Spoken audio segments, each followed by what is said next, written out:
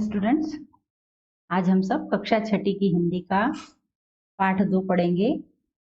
जय हिंद स्टूडेंट्स, आज हम सब कक्षा छठी की हिंदी का पाठ 2 पढ़ेंगे। क्या नाम है उसका?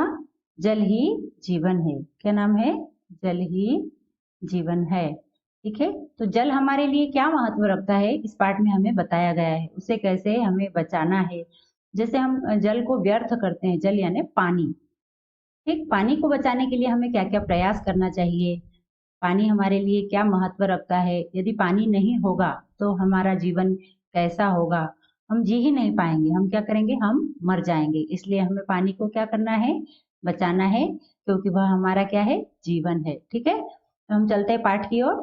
क्या दिया है? जल के बिना जीवन संभव नहीं। ये तो हमें भी पता है, हम बिना जल के जी नहीं सकते। आपने देखा होगा, यदि हम एक दिन या फिर 1 घंटा पानी नहीं पीते हैं तो हमें कैसे बेचैनी सी महसूस होती है। तो जल हमारे लिए क्या है, जीवन है, उसके बिना हमारा जीवन संभव नहीं। प्रकृति द्वारा दिया गया जीवों को मिला यह अनुपम उपहार है। प्रकृति के द्वारा क्या दिया है, प्रकृति ने हमें यह एक अनुपम उपहार दिया है, एक ऐसा अमूल्य उपहार दिया है जिसकी हम क्या कर सकते हैं, जिसकी हमें क्या करना चाहिए, रक्षा करना चाहिए या उसकी सुरक्षा करना चाहिए या उसका संरक्षण करना चाहिए। यह एक अमूल्य उपहार है। ठीक है, प्राचीन काल से जल को क्या कहा गया है, देवताओं का वरदान माना गया है। प्राचीन समय से ही हम क्या मान रहे हैं, जल को देवताओं का वरदान मान रहे हैं। गंगा के जल को अमृत और गंगा को पतित पावनी कहा गया है।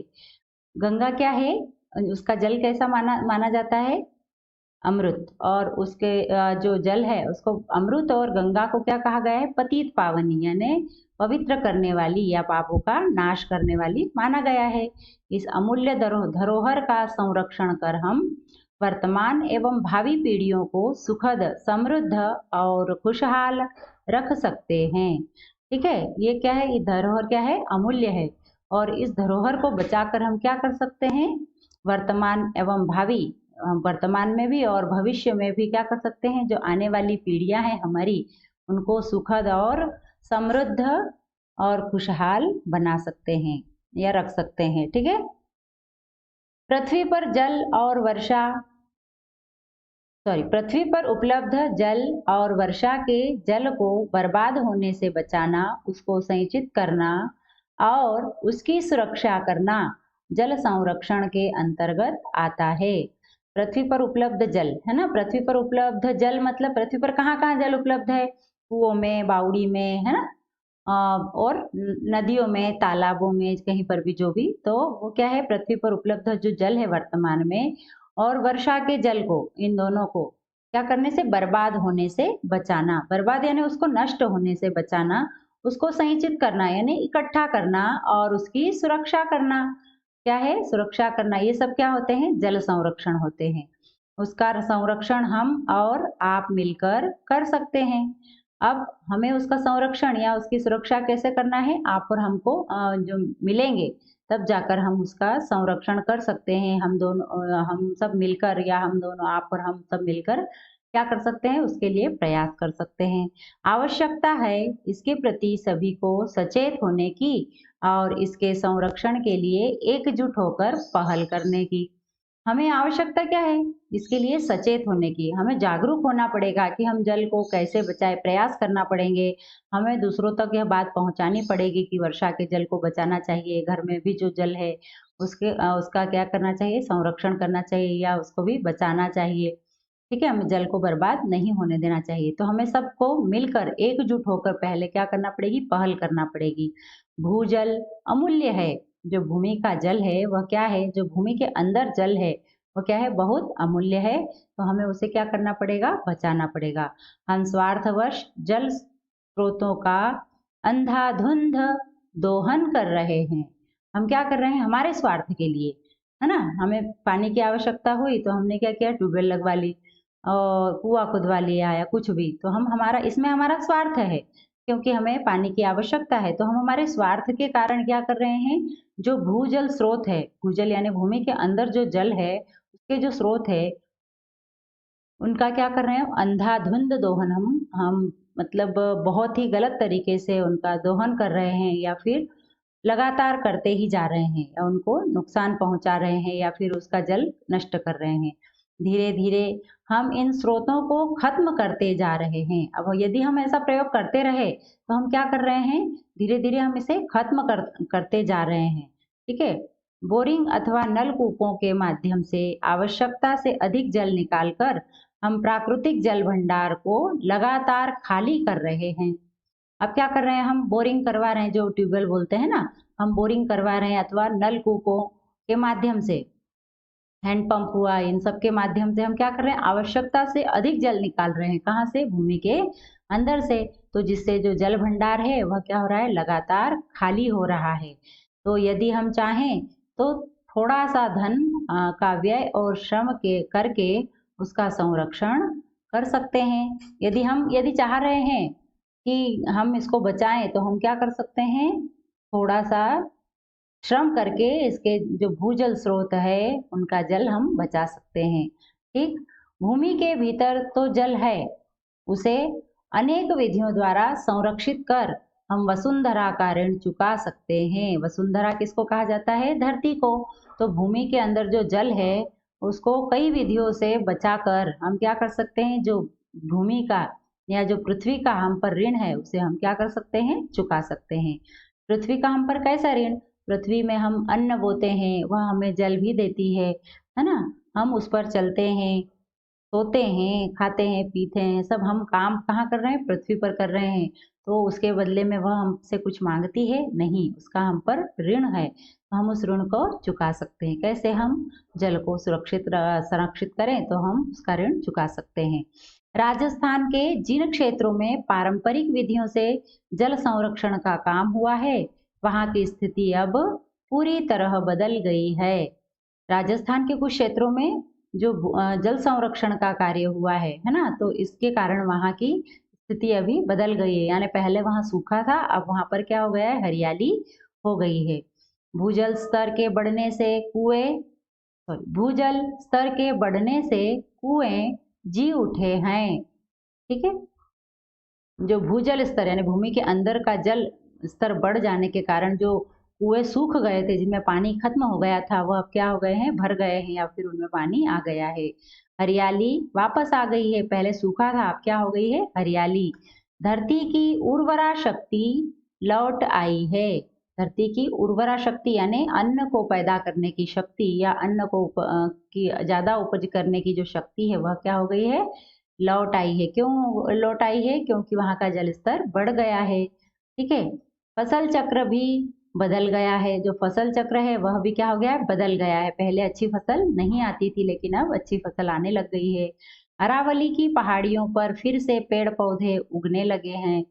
जो अरावली की पहाड़ियां हैं उस पर पेड़ पौधे फिर से उगने लग गए हैं। ठीक है। जल संरक्षण के लिए हम सब मिलकर प्रयास कर सकते हैं। जल संरक्षण यानी जल को बचाने के लिए हम सब मिलकर क्या कर सकते हैं, प्रयास कर सकते हैं। जैसे छोटे छोटे बांध बनाए। अब हम क्या करें, हम जिससे हम जल को संरक्षित कर सकते हैं, जैसे हम क्या कर सकते हैं, छोटे छोटे बांध बनाए, सूख चुके कुएं बावड़ियों को गहरा कर उन्हें फिर से जीवित किया जाए। ठीक है। जो कुएं और बावड़ी है वो गहरे नहीं है तो उन्हें और गहरा करके, ताकि उनमें जो वर्षा का जल है वो संचित संचित हो सके, तो हम उन्हें क्या करना पड़ेगा, हमें उन्हें और गहरा करना पड़ेगा, फिर उन्हें जीवित किया जाए। तथा नदियों को आपस में मिलाया जाए। नदियों को क्या करना चाहिए, आपस में यदि हमने नदियों को मिलाया तो वहां का भी जल स्तर क्या होगा, बढ़ सकता है। बरसाती पानी का संरक्षण अत्यंत आवश्यक है। जो बारिश का पानी होता है उसका संरक्षण यानी उसको बचाना बहुत ही आवश्यक है। समझ में आया। हमारे घर में बारिश जब हमारे घर में के अंदर बारिश का पानी जब कहीं गिरता है तो हम क्या करते हैं, उसको बहने देते हैं। हमें क्या करना चाहिए, उसका संचय कर, जैसे हमारे घर के पीछे यानी कुछ जगह हो तो हमने वहां गड्ढा कर दिया तो वो बारिश का पानी वहां इकट्ठा होगा, ताकि वह उस भूमि में अंदर धीरे धीरे धीरे धीरे अंदर चला जाएगा और जिससे आसपास की जगह का क्या होगा, जल स्तर अच्छा हो जाएगा। तो केवल हमारे अकेले के प्रयास करने से यह नहीं होगा, हम सबको मिलकर यह प्रयास करना चाहिए कि हम बारिश के पानी का संरक्षण करें। हमारा प्रयास इस तरह हो कि वर्षा का पानी बहकर व्यर्थ न जाए। हमने कैसा प्रयास करना चाहिए कि वर्षा का पानी बहकर व्यर्थ नहीं जाना चाहिए। यदि हमने उसको नहीं रोका तो वह नालों में जाएगा, नालों के माध्यम से वह कहाँ चला जाएगा? नदी में, और नदी के माध्यम से कहाँ पहुँच जाएगा? समुद्र में। और यदि पानी समुद्र में पहुँच गया तो उपयोगहीन हो जाता है। आपको पता है ना समुद्र का जल कैसा होता है? खारा। ना तो उससे कोई फसल पकाई जा सकती है और ना ही उसको पीने के प्रयोग में लिया जा सकता है। इसलिए हमें क्या करना चाहिए? बारिश के पानी को व्यर्थ जाने से रोकना चाहिए। उस पानी को छोटे-छोटे बांध बनाकर रोक लिया जाए। क्या करना चाहिए? आप कैसे रोकेंगे बारिश के पानी को? छोटे-छोटे बांध बनाकर उसको रोक लेना चाहिए। पानी रुकेगा तो धरती में क्या होगा? समा जाएगा। मैंने अभी बताया था ना आपको, जब हमने यदि पानी को रोका तो वह कहाँ जाएगा? धरती में समा जाएगा, जिससे आस-पास के कुओं का जल स्तर भी ऊपर उठेगा। आस-पास जो कुएँ हैं, यदि पानी धरती में गया तो कहाँ से हम फिर उसका प्रयोग कर सकते हैं बारिश के पानी का? कुओं के माध्यम से। सूखी धरती को पानी मिलने से हरियाली होगी और खेती को भी लाभ होगा। जो सूखी धरती है उसको पानी मिल जाने के कारण क्या होगा? आसपास क्या हो जाएगी? हरियाली हो जाएगी और खेती को क्या मिलेगा? लाभ। आज जबकि हर जगह पानी की किल्लत है, इस किल्लत को दूर करने का काम निश्चय ही प्रेरक और अनुकरणीय है। आज जब क्या है? हर जगह पानी की किल्लत है, हर जगह हम पानी की क्या पा रहे हैं? समस्या पा रहे हैं। तो यदि ऐसा ही चलता रहा तो हमें क्या करना पड़ेगा? पानी बचाने के इस काम की बदौलत राजेंद्र सिंह को मिले सम्मान ने भी हमारी परंपराओं की प्रासंगिकता को पुष्ट किया है ना? पानी बचाने के इस काम की बदौलत जो राजेंद्र सिंह थे उन्होंने क्या किया था? वर्षा के जल को बचाने का या किसी भी तरह से जल को संरक्षण करने के उपाय किए थे। इस वजह से उन्हें क्या मिला? सम्मान प्राप्त हुआ। निस्संदेह इन्हीं परंपराओं पर विश्वास कर राजस्थान के अलावा मध्य प्रदेश, उत्तर प्रदेश और गुजरात में कई जगह जल संरक्षण का काम हुआ है। ठीक है? जो राजस्थान है वहाँ की जो उन्होंने किया उसका अनुकरण करके अब कहाँ-कहाँ? मध्य प्रदेश, उत्तर प्रदेश और गुजरात, है ना? उन सभी राज्यों में भी जल संरक्षण का काम हुआ है। राजस्थान में अगर परंपराओं को आधार बनाकर काम हो रहा है, तो गुजरात में भी कुछ काम वैज्ञानिक तकनीक की मदद लेकर भी चल रहा है। राजस्थान में किसका जो परंपराएं थी हमारी उसको आधार बनाकर जल का संरक्षण किया जा रहा है, लेकिन गुजरात में कुछ वैज्ञानिक तरीकों के से भी जल संरक्षण किया जा रहा है। वैज्ञानिक तकनीक की मदद से उस स्थान की पहचान करने में ली जाती है जहाँ पानी इकट्ठा किया जाता है। अब वैज्ञानिक तरीके से हम कैसे उसका जल को संरक्षण करेंगे? तो वैज्ञानिक तरीके से क्या किया जाता है? उस जगह की अ, फ़ोटो ली जाती है जहाँ हम उसके अंदर का जो भाग होता है उसे देखा जाता है फ़ोटो के माध्यम से, जिससे हमें पता चल सके कि यहाँ हम जल एकत्रित करके रख सकते हैं या नहीं। ठीक है? इस तकनीक का नाम क्या है? इस तकनीक का नाम है रिमोट सेंसिंग। क्या नाम है इसका? Remote sensing. तो इस तकनीक के माध्यम से देखिए अभी मैंने बताया था आपको धरती के किसी भी हिस्से का चित्र लिया जाता है ना? क्या करता है? धरती के किसी भी हिस्से का फोटो लिया जाता है। इन चित्रों में धरती की आंतरिक रचना स्पष्ट हो जाती है। ऐसी फोटो ली जाती है कि धरती के अंदर क्या है वह सब स्पष्ट हो जाता है। आंतरिक रचना जानकर यह अनुमान आसानी से लगाया जा सकता है कि कौन सी जगह पानी जमा किया जा सकता है। ठीक है? जो आंतरिक भाग को यदि स्पष्ट रूप से देखा जाए तो हमें यह पता चल सकता है कि किस जगह पर हम जल को इकट्ठा कर सकते हैं। इससे यह भी पता चल जाता है कि ज़मीन के भीतर पानी किस गति से रिसेगा। जो फ़ोटो होती है उसके माध्यम से हम यह भी पता लगा सकते हैं कि जल के अंदर जो भूमि के अंदर जल है वो कितनी गति से रिसेगा। उल्लेखनीय है कि जल संरक्षण के महत्व को स्वीकार करते हुए विश्वविद्यालयों ने इसके लिए एक पाठ्यक्रम की घोषणा भी की है। ठीक है? जल का हमारे जीवन में इतना महत्व है कि जो विश्वविद्यालय है उन्होंने अपने पाठ्यक्रम में यानी उनके कोर्स में भी इसको एकत्रित किया है या फिर उसको एकत्रित करने की या फिर उसको पाठ्यक्रम में लेने की घोषणा कर दी है। विडंबना यह है कि जल संकट जिस तेजी के साथ गहरा रहा है उस तेजी से उसका समाधान नहीं हो पा रहा है।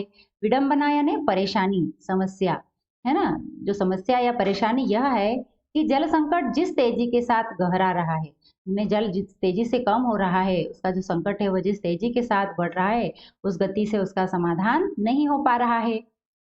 अतएव प्रकृति की इस अनमोल देन जल को बढ़ाने बचाने के लिए हर एक को जागरूक होकर अपने स्तर पर कुछ न कुछ करना होगा। अतएव क्या होगा, प्रकृति की इस अनमोल देन, प्रकृति की अनमोल देन कौन सी है? जल। तो जल को बढ़ाने का, उसे बचाने का क्या करना पड़ेगा? हर एक को जागरूक होकर अपने स्तर पर प्रयास करना होगा। सबसे पहले क्या करना होगा हमें? शुरुआत कहाँ से करनी होगी? अपने स्तर से, यानी हमारे घर से। हमारे घर में जो भी जल बर्बाद हो रहा है, हम मुँह धोने के लिए या हाथ धोने के लिए पूरा नल खोल देते हैं। पानी हाथ धोने में जितना चाहिए उससे 2 गुना या 3 गुना व्यर्थ हो जाता है। तो हमें आगे से सबसे पहले कहाँ से शुरुआत करना है? हमारे घर से। हम घर में जो जल का दुरुपयोग कर रहे हैं, उससे हमें बचना है, उसका सदुपयोग करना है, उसे ज़्यादा से ज़्यादा बचाना है। ठीक है? कहीं ऐसा ना हो कि इस ज्वलंत समस्या की अब और अधिक अनदेखी करने से हमारे जल स्रोत सूख जाएं और हमें विवश होकर कहना पड़े, सूखी धरती प्यासे लोग। है ना? यदि हमारे हमने इसको बंद नहीं किया, जल का दुरुपयोग हमने बंद नहीं किया, तो एक समय ऐसा आएगा कि पूरी पृथ्वी से जल खत्म हो जाएगा और पूरी पृथ्वी कैसी हो जाएगी? जल विहीन। तो वह दिन क्या होगा? वह समय क्या होगा? हमारे लिए बहुत दुखदाई होगा। तो उस समय क्या होगा? फिर हमें यह जो उक्ति है कहना पड़ेगी कि सूखी धरती और प्यासे लोग, सारे लोग प्यास की वजह से मौत को प्राप्त होंगे। इसलिए हमें क्या करना है?